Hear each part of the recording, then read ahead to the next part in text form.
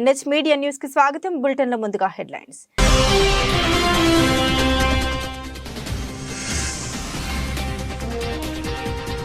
చంద్రుడిపై కాలు మోపిన జపాన్ స్లిమ్ సాఫ్ట్ ల్యాండింగ్ చేసిన 5వ దేశంగా ఘనత.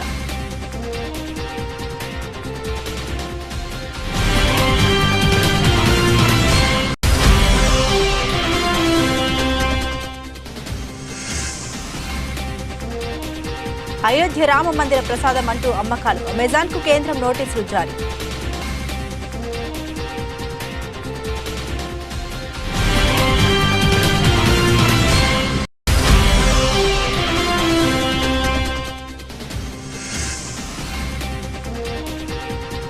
వైసీపీకి బిగ్ షాక్, టీడీపీ గూటికి మరో వైసీపీ ఎంపీ.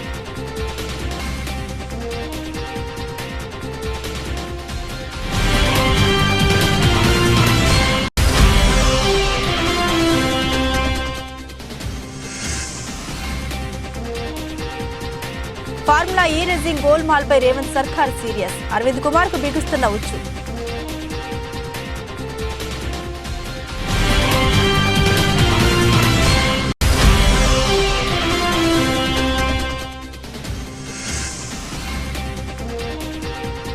టీ20 ప్రపంచ కప్ ఓపెనింగ్ రేసు ముందంజలో యశస్వి జైస్వాల్, వెనుకబడిన శుభ్మన్ గిల్.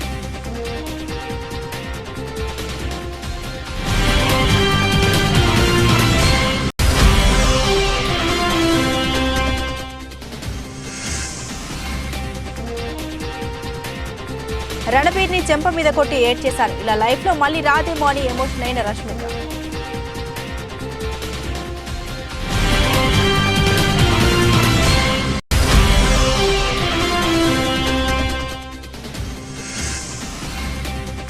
రోల్స్ రాయిస్ తొలి లగ్జరీ ఈవీ లాంచ్, ప్రారంభ ధర 7.5 కోట్లుగా ప్రకటించిన కంపెనీ.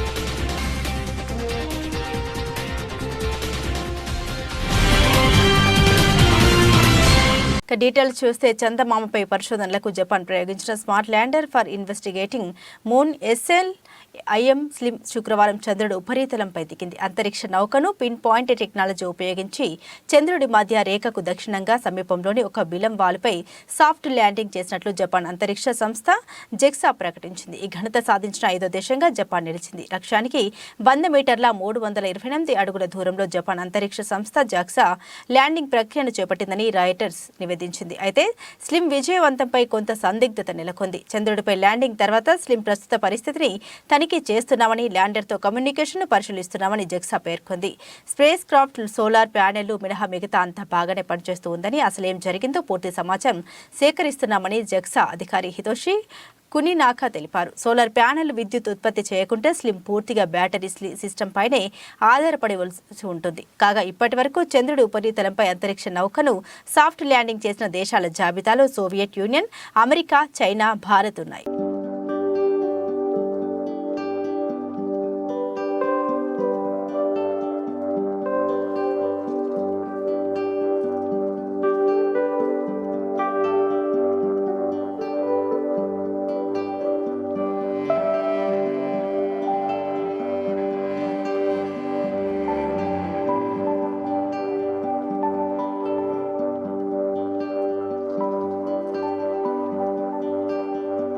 అయోధ్య రామ మందిర ప్రసాదం అంటూ మిఠాయిల అమ్మకాలు చేపట్టింది అమెజాన్. దీంతో ఆ సంస్థకు కేంద్ర ప్రభుత్వం నోటీసులు జారీ చేసింది.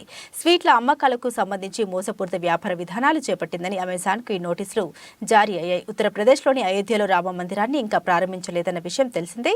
అటువంటిది ఆ మందిర ప్రసాదం పేరిట స్వీట్లను విక్రయిస్తుండడం గమనార్హం. కస్టమర్లను తప్పుదోవ పట్టిస్తోందని అమెజాన్పై confederation of all India traders ఫిర్యాదు చేయడంతో కేంద్ర సర్కారు చర్యలు తీసుకుంటుంది. అమెజాన్ ప్రకటనలు కస్టమర్లను తప్పుదారి పట్టించాయని సెంట్రల్ కన్స్యూమర్ ప్రొటెక్షన్ అథారిటీ పేర్కొంటూ అమెజాన్కు నోటీసులు పంపింది. దీనిపై సమాధానం ఇచ్చేందుకు అమెజాన్కు 7 రోజుల గడువు ఇచ్చింది. సమాధానం ఇవ్వకపోతే నిబంధన ప్రకారం అమెజాన్పై చర్యలు తీసుకుంటామని హెచ్చరించింది. కాగా అయోధ్య రాముడి ప్రాణ ప్రతిష్ఠ వేడుకకు దేశం నలుమూలల నుండి భక్తులు హాజరు కానున్నారు.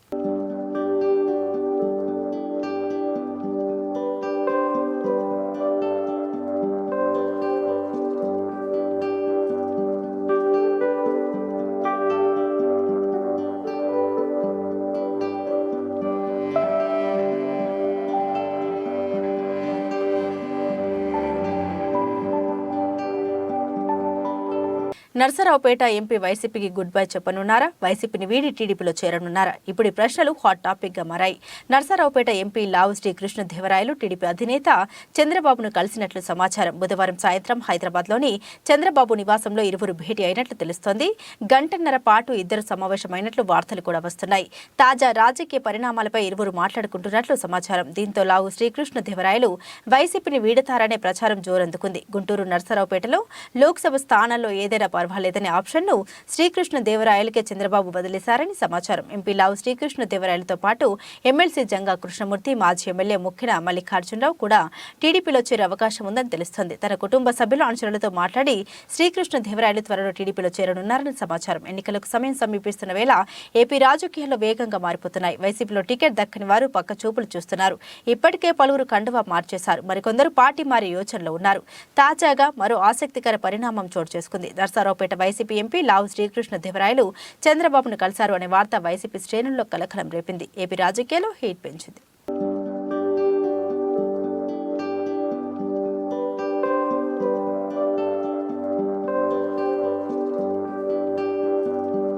ఫార్ములా ఈ రేసింగ్ గోల్మాల్పై సీరియస్ గా ముందుకు వెళ్తోంది రేవంత్ రెడ్డి ప్రభుత్వం. ఆర్థిక శాఖ అనుమతి లేకుండా 55 కోట్ల రూపాయలు థర్డ్ పార్టీకి విడుదల చేసిన సీనియర్ ఐఏఎస్ అధికారి అరవింద్ కుమార్ చుట్టూ ఉచ్చు బిగుస్తోంది. ఇప్పటికే షోకాజ్ నోటీస్ జారీ చేసిన ప్రభుత్వం డబ్బు రికవరీపై దృష్టి పెట్టింది. అరవింద్ కుమార్ ఇచ్చిన వివరణతో మాజీ మంత్రి కేటీఆర్ ను కూడా బాధ్యుడని చేసేందుకు రంగం సిద్ధం చేస్తున్నట్లు తెలుస్తోంది. ఫార్ములా ఈ రేస్ కు సంబంధించి గత బీఆర్ఎస్ ప్రభుత్వంతో ఒప్పందం చేసుకున్న గ్రీన్ కో కంపెనీ ఆ తర్వాత తప్పుకుంది. దీంతో అప్పటి మున్సిపల్ అడ్మినిస్ట్రేషన్ శాఖ ముఖ్య కార్యదర్శి అరవింద్ కుమార్ ఎఫ్ఐఏ కంపెనీకి 55 కోట్ల రూపాయలు విడుదల చేశారు. ఆ నిధులకు క్యాబినెట్ నుండి గానీ ఆర్థిక శాఖ నుండి గానీ ఎలాంటి అనుమతులు తీసుకోలేదు. ఎన్నికలు కూడా అమల్లో ఉన్న సమయంలో నిబంధనలకు విరుద్ధంగా చేయడంతో ఆయన మెడకు ఉచ్చు బిగుసుకుంటోంది. దీంతో సీఎస్ శాంతికుమార్ ఇచ్చిన షోకాజ్ నోటీసుకు అరవింద్ కుమార్ వివరణ కూడా ఇచ్చారు. అప్పుడు మంత్రిగా ఉన్న కేటీఆర్ మౌఖిక ఆదేశాలతోనే తాను ఎఫ్ఐఏకు నిధులు విడుదల నిర్ణయం తీసుకున్నామని తెలిపారు. దీంతో ఇప్పుడు ఆ డీల్ వ్యవహారంలోకి మాజీ మంత్రి కేటీఆర్ ను తీసుకొచ్చే ప్రయత్నం చేస్తోంది రేవంత్ రెడ్డి సర్కార్. ఈ గోల్మాల్ విషయంలో అరవింద్ కుమార్ తో పాటు మాజీ మంత్రి కేటీఆర్ పై చర్యలు తీసుకునేందుకు సిద్ధమవుతున్నట్లు తెలుస్తోంది.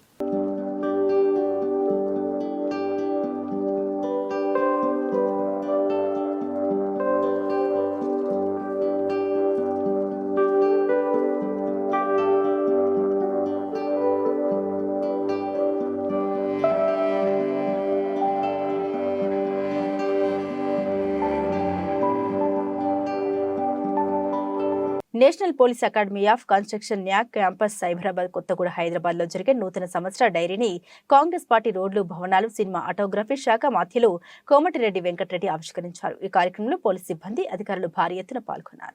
దాంతో పాటు ఇంతప్పటి చెప్పినట్టు ఇక్కడ కమర్షియల్ యాక్టివిటీ జరిగినా ఒప్పుకునేది లేదు. ఓన్లీ ట్రేడ్ సెంటర్స్ కానీ గవర్నమెంట్ పరంగా స్కిల్ యూత్కు ఎవ్రీ ఇయర్ మినిమం ఒక 2 lakhs మెంబర్స్కు 1 year మొత్తం 15 days 20 days కోర్స్ కాకుండా 3 months 6 months ఇవన్నీ కూడా మళ్ళీ డిస్కస్ చేసుకుంటాం. ఇది ఫస్ట్ మీటింగే కాబట్టి తప్పకుండా అన్ఎంప్లాయిడ్ మీద తీసుకుని ఖాళీగా ఉండకుండా ఎడ్యుకేషన్ అయిన తర్వాత ఒక ఫ్యూచర్ వాళ్ళని సెటిల్ చేసే విధంగా మా కార్యక్రమాలు ఉంటాయి. దట్ ఈజ్ మెయిన్ మా ఏంటంటే మెయిన్ టాస్క్ అది. మేము చెప్పింది కూడా మండలానికి స్కిల్ డెవలప్మెంట్ సెంటర్ పెడతాం, ఇంటర్నేషనల్ స్టాండర్డ్లో స్కూల్స్ పెడతామని చెప్పాం. డిస్ట్రిక్ట్ హెడ్ క్వార్టర్లో కూడా స్కిల్ డెవలప్మెంట్ సెంటర్ పెడతాం.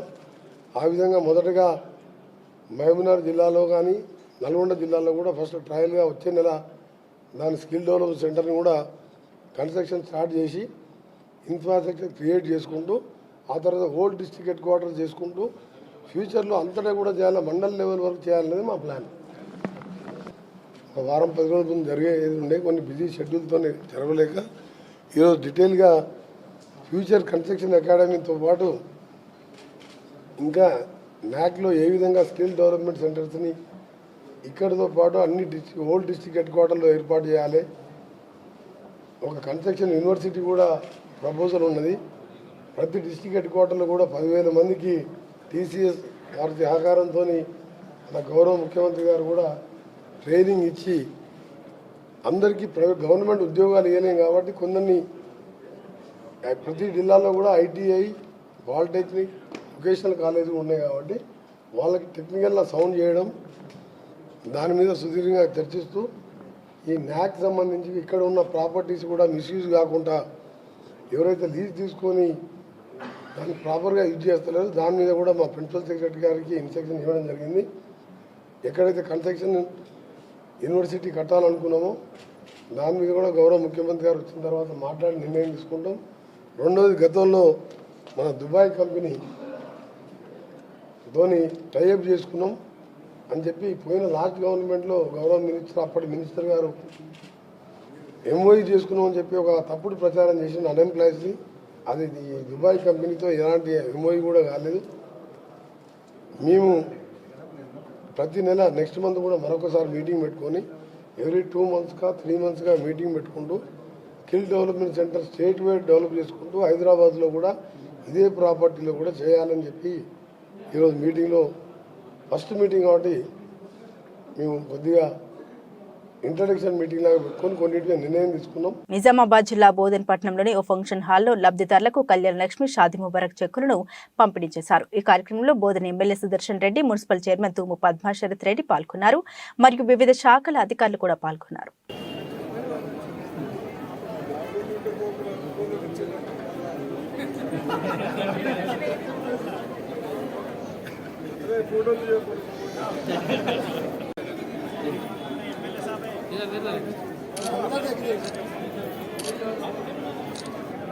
ప్రభుత్వం జరుగుతున్న చెప్పులు ఉద్దేశంతో ఆ రోజు ఈ స్కీమ్ స్టార్ట్ చేసుకోలేదు. అప్పుడు 20,000 స్టార్ట్ చేసి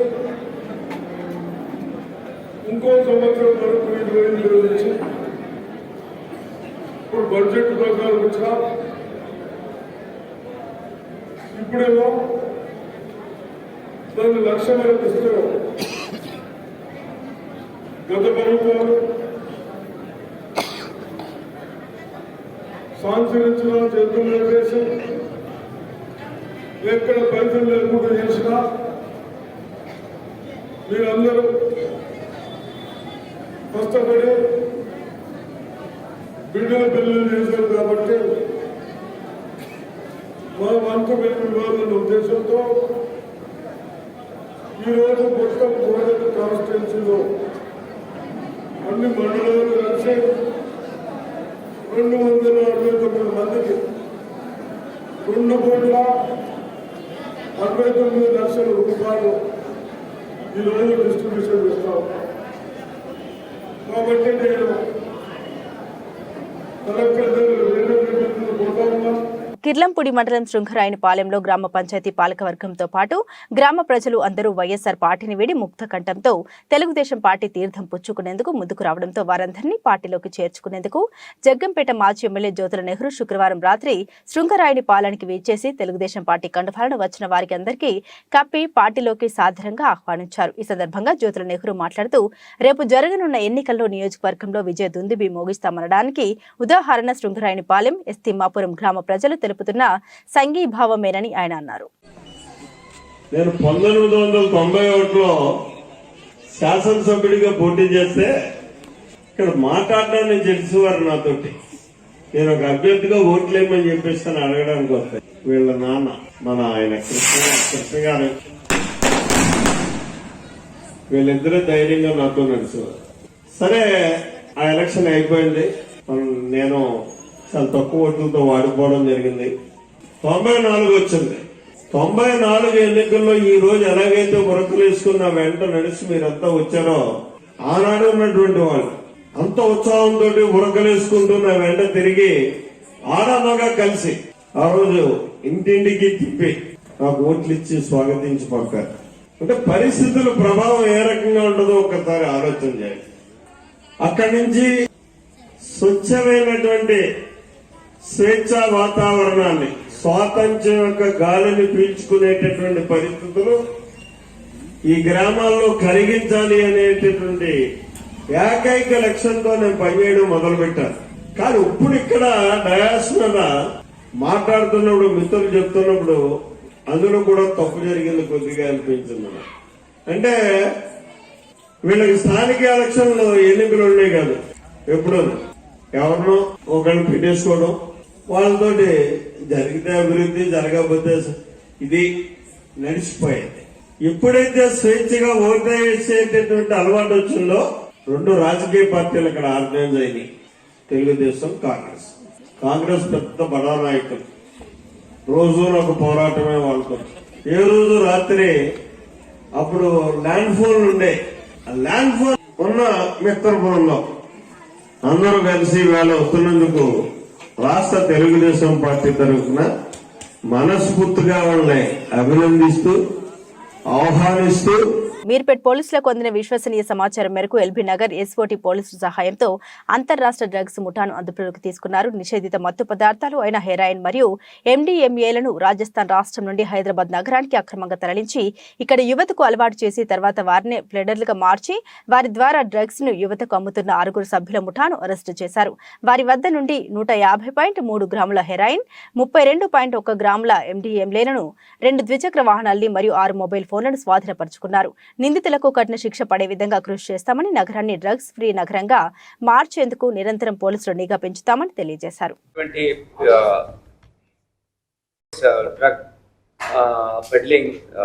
పెడ్లర్స్ పట్టుకోవడం, డ్రగ్ యాక్టివిటీని కంటైన్ చేయడం, వీటి మీద మనం ఫోకస్ చేసాం. దాంట్లో భాగంగానే at another important break through. ఇందులో 1 crore వర్త్ ఈ కాంట్రబాండ్ డ్రగ్స్ సీజ్ చేయడం జరిగింది. దీంట్లో మనకు హెరాయిన్ ఒక 150.3 grams heroin, then MDMA 32.1 gram MDMA seize చేయడం జరిగింది. అపార్ట్ ఫ్రమ్ అదర్ వాళ్ళు యూజ్ చేసినటువంటి వాహనాలు అవన్నీ కలుపుకొని ఇది ఇంటర్నేషనల్ మార్కెట్లో ఒక 1 crore వర్త్ డ్రగ్ కన్సైన్మెంట్. ముఖ్యంగా ఏంటంటే ఇందులో ఉన్న అక్యూజ్డ్ 4 అక్యూజ్ని మనం పట్టుకున్నాం. ఇందులో నరేంద్ర బిష్నాయ్, ప్రవీణ్ బిష్నాయ్, హేమారామ్, దెన్ దేవాసి. ఈ 4 టోటల్ వీళ్ళు పెడ్లర్స్ దెన్ కన్జ్యూమ్ చేస్తున్నారు. వీళ్ళు రాజస్థాన్ నుంచి తీసుకొచ్చారు. ఇక్కడ ఏమైందంటే మన లాస్ట్ పట్టుకున్నటువంటి చాలా కేసెస్లో రాజస్థాన్ రూట్ ఎక్కువగా ఎస్టాబ్లిష్ అవుతుంది. చాలామంది people who got roots in Rajasthan are getting it. ఒక ఇంపార్టెంట్ ఏంటంటే అదే పర్టికులర్ ఫ్రెండ్స్ రిలేటివ్స్లోనే ఎక్కువ సర్క్యులేషన్ వస్తుంది. So we try to put you in the perspective that this is the new trend. We have been analysing all the offences and that is we are getting this kind of inference as far the flow of drugs to Hyderabad is concern. Nalgonda పట్టణం పానకల్లోని శ్రీ వెంకటేశ్వర స్వామి దేవాలయంలో ప్రధానమంత్రి పిలుపు మేరకు స్వచ్ఛ తీర్థక్షేత్ర అభియాన్లో భాగంగా స్వచ్ఛ భారత్ కార్యక్రమం నిర్వహించడం జరిగింది. ఈ కార్యక్రమానికి ముఖ్య అతిథిగా బీజేపీ రాష్ట్ర కార్యవర్గ సభ్యులు నూకల్ నరసింహారెడ్డి విచ్చేసి పాల్గొన్నారు. ఈ సందర్భంగా వారు మాట్లాడారు. అయోధ్యలో భవ్య రామ మందిరం నిర్మాణ కళ సాకారం అవుతున్న సందర్భంగా ప్రజలందరికీ శుభాకాంక్షలు తెలియజేశారు. జనవరి 22న భవ్య మందిరంలో బాలరామయ్య విగ్రహ ప్రతిష్ఠ జరగనుంది. ఈ సందర్భంగా ప్రజలందరూ ఆ రోజు మన ఇంటిని శుభ్రం చేసుకుని ఇంట్లో పూజా కార్యక్రమాలు చేసుకుని ప్రతి ఒక్కరూ మీ దగ్గరలో ఉన్న దేవాలయాలకి చేరుకుని భక్తులందరూ కలిసి సామూహిక శ్రీరామ సంకీర్తన, భజనలు, పూజలు చేస్తూ విగ్రహ ప్రతిష్ఠ కార్యక్రమం స్థానికంగా ఆలయాల్లో ఏర్పాటు చేసిన ఎల్ఈడి స్క్రీన్ లో తిలకించాలని, ప్రతిష్ఠ అనంతరం అయోధ్య నుండి మన ఇంటికి చేరిన అక్షింతలను కుటుంబ సభ్యులందరికీ అందించాలని కోరారు. సుమారు 500 సంవత్సరాల సుదీర్ఘ పోరాటం తర్వాత సుప్రీంకోర్టు వారి అంతిమ తీర్పుతో అయోధ్యలో ఎక్కడైతే శ్రీరామచంద్రుడు జన్మించాడని కోట్లాది హిందువుల విశ్వాసం, నమ్మకం ఉందో అక్కడే తిరిగి రామాలయాన్ని పునర్నిర్మించడం జరుగుతుంది. నిర్మాణం పూర్తయి రేపు 22వ తేదీన ఆ బాలరాముడి యొక్క విగ్రహ ప్రాణ ప్రతిష్ఠ కార్యక్రమం ఘనంగా నిర్వహించబడుతుంది. ఆ సందర్భంగా 22వ తేదీ వరకు దేశవ్యాప్తంగా ఉన్నటువంటి అన్ని దేవాలయాల్లో అయోధ్యలో బాలరాముడి విగ్రహ ప్రతిష్టాపన కార్యక్రమం జరగడం దేశవ్యాప్తంగా అందరికీ కూడా పెద్ద పండుగని రామయ్య విగ్రహ ప్రతిష్టాపన కార్యక్రమానికి మేమంతా సిద్ధమని భక్తులు పేర్కొన్నారు. ఈ నేపథ్యంలో బూర్గంపాడు మండలం సారపాక గ్రామంలో భారీ ర్యాలీ నిర్వహించనున్నారు. అన్నదాన కార్యక్రమం కూడా చేపట్టనున్నారు. ఈ క్రమంలో శనివారం బసప్ప క్యాంపులో ఫ్లెక్సీ కట్టి జై శ్రీరామ్, రామలక్ష్మణ జానకి, జైపోలు హనుమానికి అంటూ స్వామివారి యొక్క నామస్మరణ చేశారు. 21వ తారీఖు పురవీధుల్లో జరిగే ర్యాలీకి అందరూ పాల్గొనాలని పిలుపునిచ్చారు.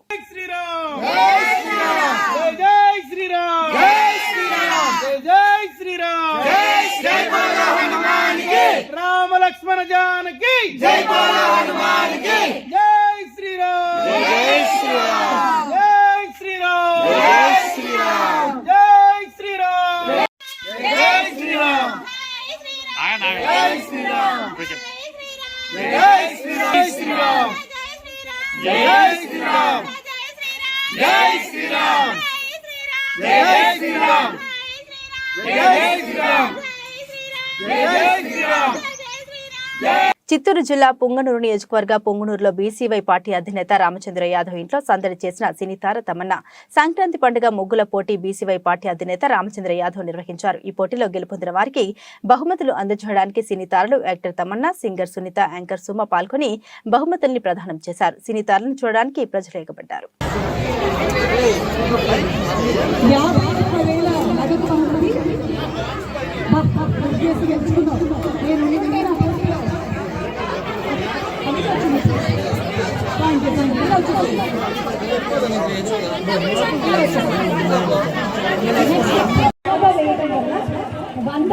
సెలెక్ట్ చేసుకుని ఇందులో నుంచి లక్కీ డిప్ ద్వారా మొదటి బహుమతి, రెండో బహుమతి, మూడో బహుమతి ఇవ్వడం జరుగుతుంది.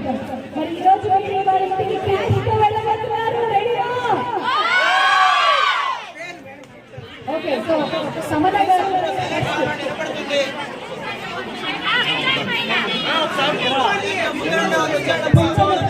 మున్సిపాలిటీకి సంబంధించి ఎవరికి బహుమతి వస్తుందో చూద్దాం.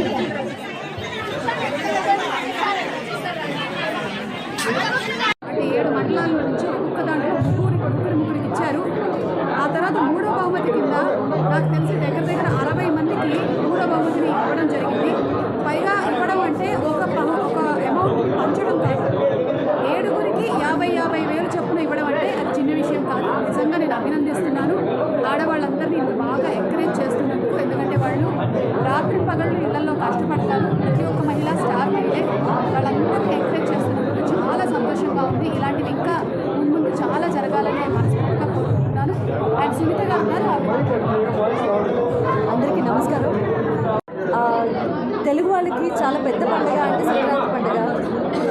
సో ఈ సంక్రాంతి పండుగ సందర్భంగా చాలామంది ఆడవాళ్ళని ఒక చోట చేర్చి వాళ్ళు ఒక్కొక్కళ్ళు ఈరోజు బహుమతులు ఇస్తుంటే చాలా ఎమోషనల్గా ఫీల్ అవ్వడం, వాళ్ళు ఆ బహుమతి తీసుకునేటప్పుడు అదంతా చాలా ఎమోషనల్గా అనిపించింది. చాలా సంతోషంగా ఉంది. T20 ప్రపంచ కప్ కు మరో 4 నెలల సమయం ఉంది. అయినప్పటికీ కూడా ఇప్పటి నుండే ఈ మెగా టోర్నీలో పాల్గొనే భారత జట్టుపై చర్చ జరుగుతుంది.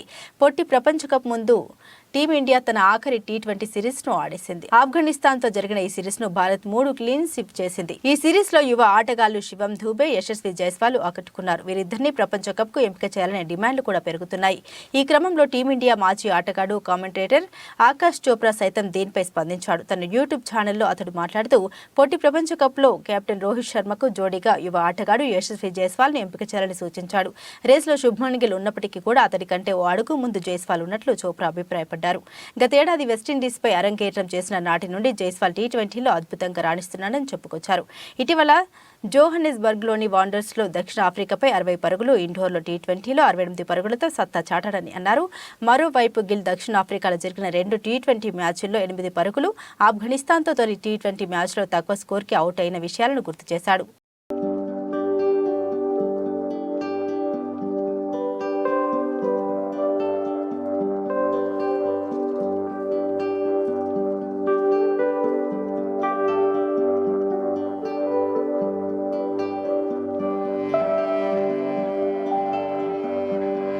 రణబీర్ కపూర్, రష్మిక మందన జంటగా సందీప్ రెడ్డి వంగ దర్శకత్వంలో తెరకెక్కిన యానిమల్ సినిమా భారీ విజయం సాధించిన సంగతి తెలిసిందే. డిసెంబర్ 1న రిలీజ్ అయిన యానిమల్ సినిమా దాదాపు 800 కోట్లకు పైగా గ్రాస్ కలెక్షన్స్ వసూలు చేసింది.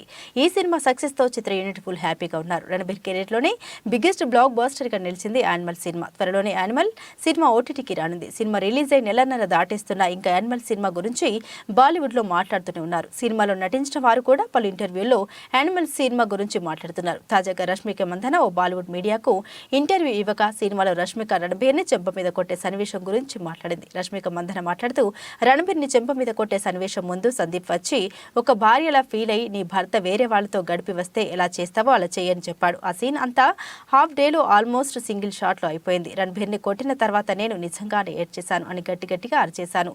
డైరెక్టర్ నాకు ఫుల్ ఫ్రీడమ్ ఇచ్చాడు ఆ సీన్లో. అసలు యాక్షన్ చెప్పిన తర్వాత కట్ చెప్పేదాకా అక్కడ ఏం జరుగుతుందో నాకే తెలీదు. తర్వాత గుర్తు లేదు కూడా. ఇలాంటి సీన్స్ ఒక యాక్టర్కి రావడం అదృష్టం. ఈ రేంజ్ సీన్స్ మళ్ళీ వస్తాయని కూడా చెప్పలేం. ఈ సీన్ నాకు యానిమల్ సినిమాతో వచ్చినందుకు చాలా హ్యాపీగా ఉన్నానని, సీన్ అయ్యాక కూడా కాసేపు ఏడ్ చేశాను. ఆ తర్వాత రణబీర్ దగ్గరికి వెళ్ళి అంతా ఓకేనా, దెబ్బ గట్టిగా తగిలిందా అని అడిగాను. అతను అంతా ఓకే, నో ప్రాబ్లం అని చెప్పాడని తెలిపింది రష్మిక.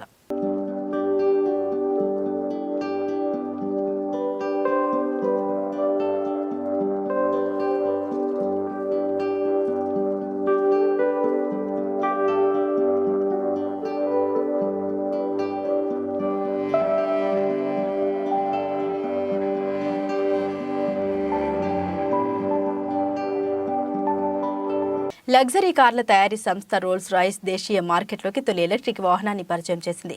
స్ప్రెక్టా పేరుతో విడుదల చేసిన తొలి ఎలక్ట్రిక్ లగ్జరీ సెడాన్ కారు ఇదేనని తెలిపింది. ఈ కారు ప్రారంభ ధర 7.5 కోట్లుగా నిర్ణయించింది. పూర్తి స్థాయి బ్యాటరీ రీఛార్జ్ కావడానికి 5 గంటలు పట్టనుంది. ఇలా బ్యాటరీ రీఛార్జ్తో 530 కిలోమీటర్లు ప్రయాణించనుందని తెలిపింది. ఢిల్లీ, చెన్నై, హైదరాబాద్లో ఉన్న షోరూంలలో మాత్రమే ఈ కారు లభించనుంది. ఈ సందర్భంగా రోల్స్ రాయిస్ కారును విక్రయిస్తున్న సెలెక్ట్ కార్ సీఈఓ యాధుర్ కపూర్ మాట్లాడారు. దేశ ఆర్థిక వ్యవస్థ పుంజుకుంటూ ఉండడంతో లగ్జరీ కార్లకు డిమాండ్ పెరిగే అవకాశం ఉందన్నారు. బ్రిటన్ నుండి దిగుమతి చేసుకునే దేశీయంగా విక్రయిస్తుండటంతో ఈ కారు కోసం 6 నుండి 8 నెలల పాటు వేచి చూడాల్సిందని తెలిపారు.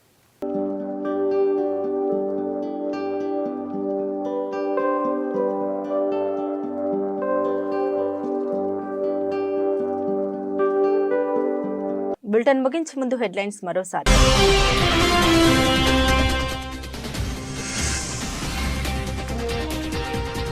చంద్రుడిపై కాలు మోపిన జపాన్ స్లిమ్, సాఫ్ట్ ల్యాండింగ్ చేసిన 5వ దేశంగా ఘనత.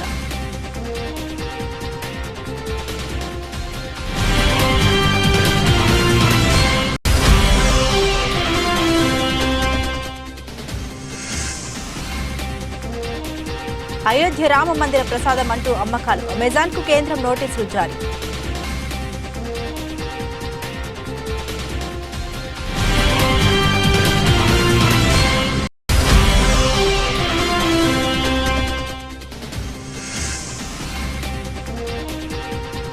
వైసీపీకి బిగ్ షాక్, టీడీపీ గూటికి మరో వైసీపీ ఎంపీ.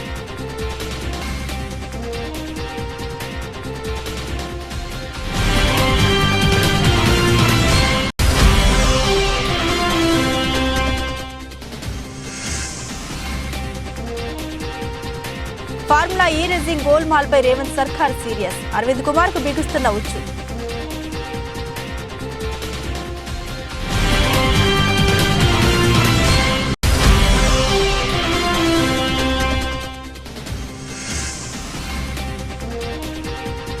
T20 ప్రపంచ కప్ ఓపెనింగ్ రేసు ముందంజలో యశస్వి జైస్వాల్, వెనుకబడిన శుభ్మన్ గిల్.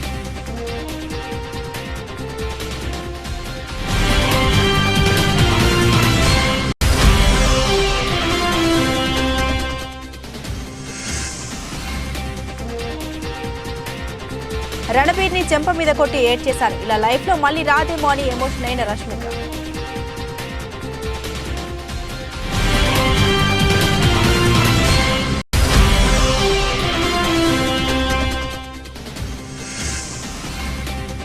రోల్స్ రాయిస్ తొలి లగ్జరీ ఈవీ లాంచ్, ప్రారంభ ధర 7.5 కోట్లుగా ప్రకటించిన కంపెనీ.